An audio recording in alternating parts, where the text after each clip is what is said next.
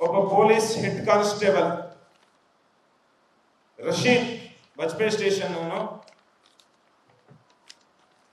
ಅವನ ಇನ್ವಾಲ್ವ್ಮೆಂಟ್ ಈ ಒಂದು ಕೊಲೆ ಕೇಸ್ನಲ್ಲಿ ಬಹಳ ಬಲವಾಗಿದೆ.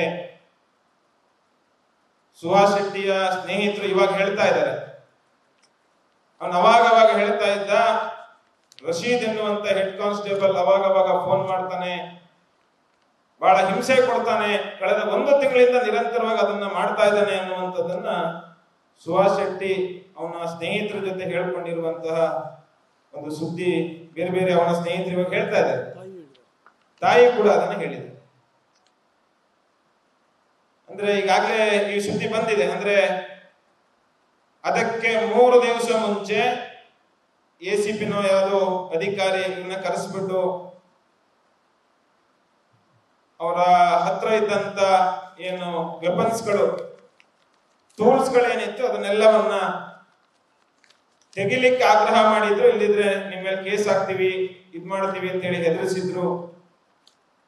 ಆದ್ರೆ ಆ ಟೂಲ್ ತೆಗ್ಸಿರುವಂತ ಸುದ್ದಿ ಈ ಆರೋಪಿಗಳಿಗೆ ಹೇಗೆ ಗೊತ್ತಾಯಿತು?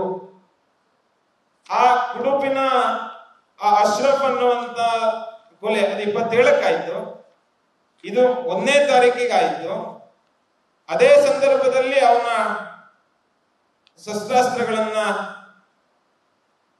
ತೆಗೆಸಿದರೆ ಅದೇ ಆದ ನಂತರದ 3 ದಿವಸಕ್ಕೆ ಇದಾಗಿದೆ. ಅಂದ್ರೆ ಒಂದು ಬಲವಾದ ಮಾಹಿತಿ ಆ ಆರೋಪಿಗಳಿಗೆ ಸಿಕ್ಕಿದೆ. ಅದು ಬಹುಶಃ ಈ ರಶೀದ್ ಹೆಡ್ ಕಾನ್ಸ್ಟೇಬಲ್ ಮುಖಾಂತರವೇ ಅದಾಗಿರ್ಬೇಕು. ಹಾಗಾಗಿ ಈ ರಶೀದನನ್ನ ತನಿಖೆಗೆ ಒಳಪಡಿಸಿದ್ರೆ ಬಹುಶಃ ಇದರ ಹಿಂದೆ ಯಾರ್ಯಾರಿದ್ದಾರೆ ಅನ್ನುವಂತಹ ಪೂರ್ಣ ಒಂದು ಮಾಹಿತಿ ದೊರಕಬಹುದು ಅಂತ ಅನ್ಸುತ್ತೆ.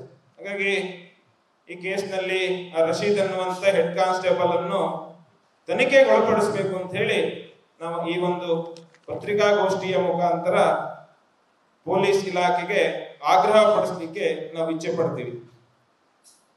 ಇನ್ನೊಂದು, ಈಗಾಗಲೇ ಈ ಆರೋಪಿಗಳಲ್ಲಿ ಒಬ್ಬರು ರಂಜಿತ್ ಮತ್ತೆ ನಾಗರಾಜ್ ಕಳಸದವರನ್ನ ಸೇರಿಸಿದ್ದಾರೆ. ಈ ರಂಜಿತ್ಗೂ ಈ ನಾಗರಾಜ್ಗೂ ಈ ಸುಹಾಸ್ ಶೆಟ್ಟಿಗೂ ಯಾವ ಸಂಬಂಧವೂ ಇಲ್ಲ. ಬಹುಶಃ ಅವ್ರು ಯಾರಿಗೂ ಸುಹಾಸ್ ಶೆಟ್ಟಿ ಯಾರು ಅಂತಾನೂ ಗೊತ್ತಿಲ್ಲ. ಸುಹಾಸ್ ಶೆಟ್ಟಿ ಮೇಲೆ ಯಾವುದೇ ದ್ವೇಷ ಆ ರಂಜಿತ್ ಮತ್ತು ನಾಗರಾಜ್ಗೆ ಇಲ್ಲ. ನಾವು ಕಳಸದಲ್ಲೂ ಒಂದಷ್ಟು ವಿಚಾರಣೆಯನ್ನ ಮಾಡಿದ್ವಿ. ಅವ್ರು ಯಾವುದು ಆ ರಂಜಿತ್ ಮತ್ತು ನಾಗರಾಜು ಯಾವುದೇ ಅಪರಾಧಿ ಚಟುವಟಿಕೆಗಳಲ್ಲಿ, ಕ್ರಿಮಿನಲ್ ಆಕ್ಟಿವಿಟೀಸ್ಗಳಲ್ಲಿ ಭಾಗವಹಿಸಿದ್ದಾರೆ ಅನ್ನುವಂತ ಯಾವುದೇ ನಿದರ್ಶನಗಳಿಲ್ಲ. ಬಹುಶಃ ಅವರನ್ನ ಯಾವುದೋ ಸುಳ್ಳು ಹೇಳಿ, ಬೇರೆ ಯಾವುದೋ ಕೆಲಸಕ್ಕೂ ಬೇರೆ ಯಾವುದೋ ಕಾರಣವನ್ನ ಹೇಳಿ ಈ ಕೇಸ್ನಲ್ಲಿ ಇಬ್ಬರು ಹಿಂದೂಗಳು ಇರಬೇಕು ಅನ್ನೋದನ್ನ ಉದ್ದೇಶಪೂರ್ವಕವಾಗಿ ಈ ಕೃತ್ಯದಲ್ಲಿ ಅವರನ್ನ ಬಳಸಿರಬಹುದು ಅನ್ನುವಂತ ಒಂದು ಬಲವಾದ ಅನುಮಾನ ಇದೆ.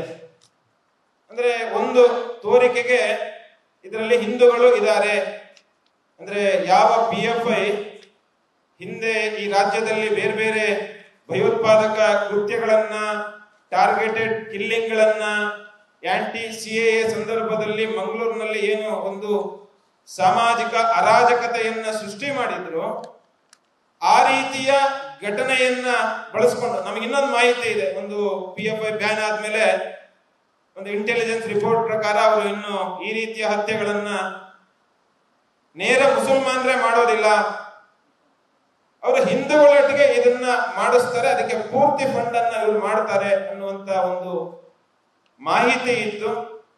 ಅದೇ ರೀತಿಯಲ್ಲಿ ಇದನ್ನ ಏನು NIಗೆ ಹೋಗೋ ರೀತಿಯಲ್ಲಿ ಇದು ಆ ರೀತಿಯ ಆಂಗಲ್ ಬರಬಾರದು ಅನ್ನೋ ರೀತಿಯಲ್ಲಿ ಬಹಳ ಉದ್ದೇಶಪೂರ್ವಕವಾಗಿ ಅವರಿಗೆ ಗೊತ್ತಿಲ್ಲದೆ ಈ ಒಂದು ಕೃತ್ಯದಲ್ಲಿ ಅವರನ್ನ ಬಳಸಿರುವಂತ ಒಂದು ಸಾಧ್ಯತೆ ಇದೆ. ಹಾಗಾಗಿ ಇದಕ್ಕೆ ಸಂಬಂಧಪಟ್ಟಾಗೆ ಒಂದು ಅಮಲಗ್ರವಾದಂತಹ ಒಂದು ತನಿಖೆ ಆಗ್ಬೇಕು. ಇದು ಕೇವಲ ಕೊಲೆ ಅಲ್ಲ, ಇದು ಫಾಜಿಲಿನ ಇದಕ್ಕೆ ಕೇವಲ ಅದಕ್ಕೆ ಪ್ರತಿಕಾರ ಅಲ್ಲ. ಇದರ ಹಿಂದೆ ಫಾಜಿಲಿನ ತಮ್ಮ ಆದಿಲ್ ಮಾತ್ರ ಫಂಡ್ ಅನ್ನ ಮಾಡಿಲ್ಲ. ಈ ಒಂದು ಕಾರಣವನ್ನ ಇಟ್ಕೊಂಡು ಇದರ ಹಿಂದೆ ಯಾವ ನಿಷೇಧಿತ ಭಯೋತ್ಪಾದಕ ಸಂಘಟನೆ PFI ಇದೆ, ಅವರೇ ಇದಕ್ಕೆ ಎಲ್ಲ ರೀತಿಯ ಹಣಕಾಸು ಮತ್ತು ಬೇಕಾದಂತ ಎಲ್ಲ ವ್ಯವಸ್ಥೆಯನ್ನ ಅವರು ಮಾಡಿದರೆ. ಹಾಗಾಗಿ ಆ ದೃಷ್ಟಿಯಲ್ಲೂ ಇದು ತನಿಖೆ ಆಗಬೇಕು. ಆ ತನಿಖೆ ಆಗ್ಬೇಕು ಅಂತಂದ್ರೆ, ಇದು ಸರಿಯಾದ ತನಿಖೆ ಆಗ್ಬೇಕು ಅಂತಂದ್ರೆ ಇದನ್ನ ನ್ಯಾಷನಲ್ ಇನ್ವೆಸ್ಟಿಗೇಷನ್ ಏಜೆನ್ಸಿಗೆ ಕೊಡಬೇಕು ಅನ್ನುವಂತಹ ಒಂದು ಆಗ್ರಹವನ್ನ ನಾವು ಈ ಒಂದು ಪತ್ರಿಕಾಗೋಷ್ಠಿಯ ಮುಖಾಂತರ ನಾವು ಮಾಡ್ತಾ ಇದ್ದೀವಿ. ನ್ಯೂಸ್ ಫಸ್ಟ್, ನಿರ್ಭೀತಿಯಿಂದ ನಿಮ್ಮ ಪರವಾಗಿ.